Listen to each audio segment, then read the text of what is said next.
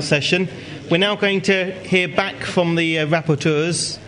If I could first of all ask Euan Semple to give us some feedback on social computing and social networking, please.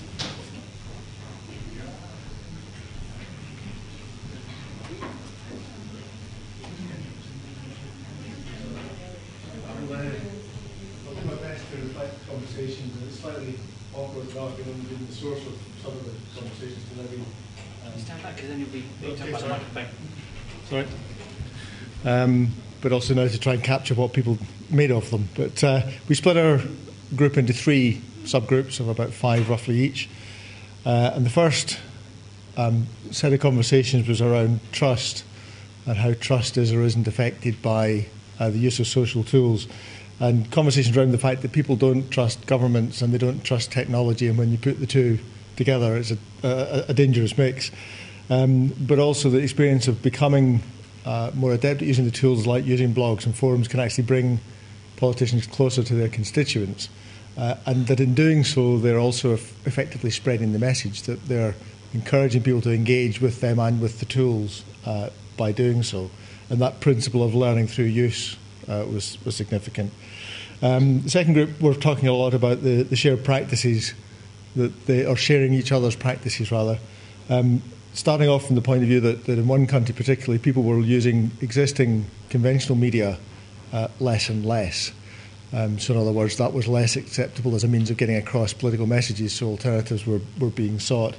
Other groups talked about the use of these tools to foster collaboration, but that in doing so, it was important to try and grow the population that used the tools as well. So there was a bit of a conversation around selling the solution. People discovering that you can show people tools and begin to get them using them, but if there's no point to them, or if those people can't see the point to them, or they don't have a success with them, then they can stop using them. So the sense of a kind of an ecology that you have to manage. The last group was again talking about their experiences with using these types of technologies. One group talked about the idea of a life swap, which I think was in Norfolk, where a politician, a councillor, was set up with a mobile phone taking photographs of his day, as was a young child, and the 2 days were compared. Another conversation around message boards and conversations dying, and I think this is quite common experience, that none of this is guaranteed to work. A lot of it is about suck it and see, try things. Sometimes you have to stop doing some things because they're clearly not working. Sometimes you just have to wait, and things that didn't look like they were working do begin to work.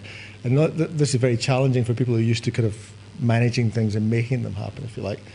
And then discussing the idea of e-petitions and engaging groups again, and the idea potentially within Norfolk Council using a wiki to generate strategies, which would be great if that was able to happen. And then an idea called Citizenscape,